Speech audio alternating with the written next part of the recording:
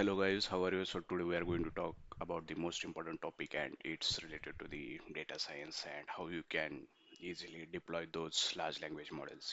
Everyone can easily do the fine tuning of data. Preprocess means they can fine tune the large language models or they can do the distillation of model, training of models, or even easily they can train models using that PEP methods or quantized methods of that models, or you can even easily find in those models even your CPU, MacBook, or there are so many free platforms available.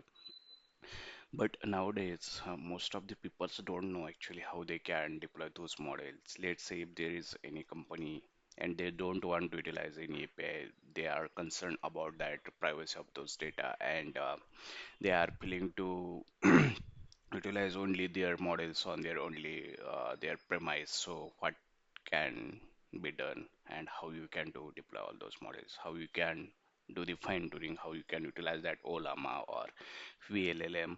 So those are the interface for which those models can be requires very less memory and they can be give the results and they requires very less amount of resources.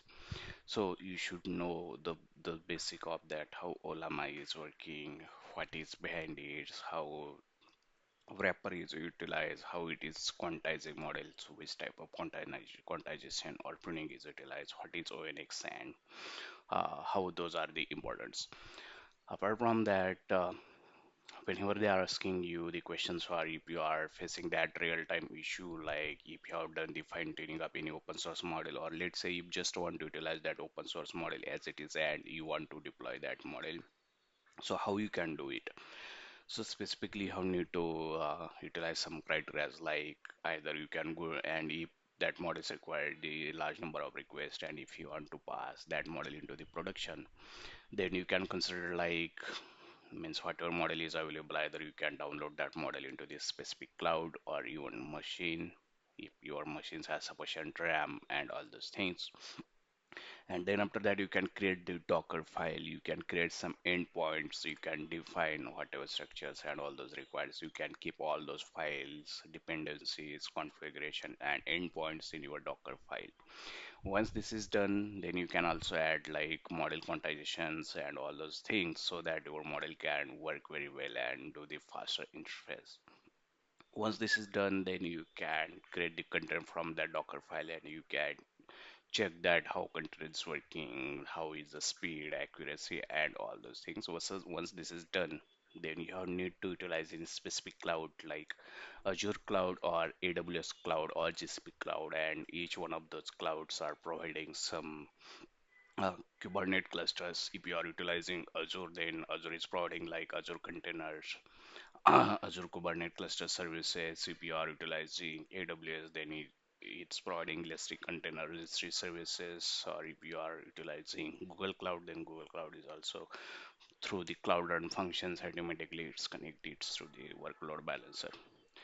So just you have need to attach your Docker image to that particular uh, Kubernetes services. You have need to select that region, resources, what types of load balancer you required, and all those things, what the parameters are there.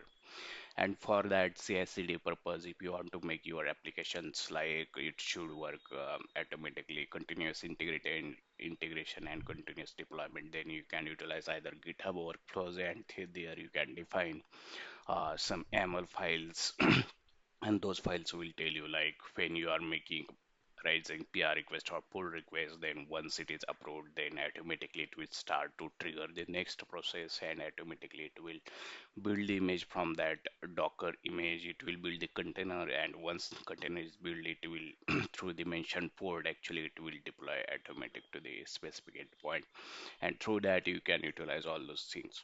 So that thing is very important. So you should remember like either you need to require CPU or GPU, because there are some LLM models which are also working on the CPUs, because nowadays many things are changing. So instead of requiring GPUs, some CPUs types work is also going on. And another thing is like instead of utilizing always large number of billions number of parameters models, you can also go towards the specific small models which is particularly working on your specific use case rather than generalizing the use case. So I hope means you will give now a focus to the specific type of systems like how you will do or pass your model to the productions. Instead of utilizing those API, you have need to utilize open source models which are better one nowadays.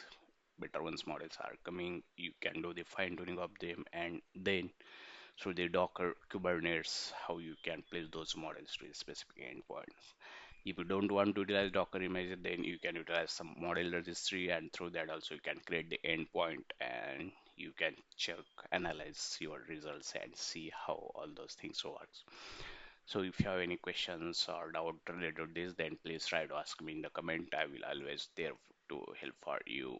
And we will meet next in the again lecture, next lectures. Have a good day. Thank you. Bye bye.